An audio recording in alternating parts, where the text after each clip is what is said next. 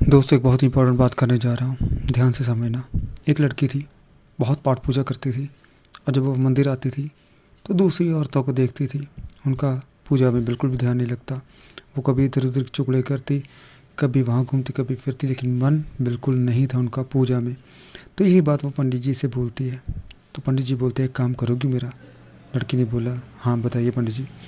पंडित जी ने कहा, आप कल फिर आना, लेकिन इस वक्त एक लोटा पानी घर से लेके आना, पूरा भर के लेके आना, और बिल्कुल भी एक बूंद भी उसमें गिरनी नहीं चाहिए। तो लड़की बोली, क्या एक बूंद भी नहीं गिरनी चाहिए? कहती ठीक है, मैं कोशिश करूँगी। तो लड़की आती रही, चलती रही।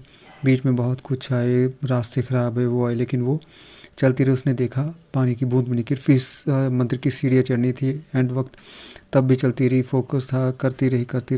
एंड तक मंदिर में पहुँच गई और बहुत खुश हुई कि उससे एक बूंद भी नहीं गिरी। पंडित जी ने देखा, ओ बेटी, तुमने बहुत अच्छा किया कि तुमने अच्छे से पानी ले आए और एक बूंद भी नहीं गिरने दी। तो अब पंडित जी ने पूछा, अब बताओ, अब तुम्हें कितनी औरतें दिखी जो बातें कर रही थी? तो लड़की ने कहा, मुझे एक भी औरत नहीं मिली। तो पंडित जी ने कहा, इसीलिए ध्यान सिर्फ अपने एक काम में फोकस होना चाहिए, दूसरों की तरफ नहीं। बहुत इंपॉर्टेंट लेंसेज हैं, इसको रट लेना। धन्यवाद।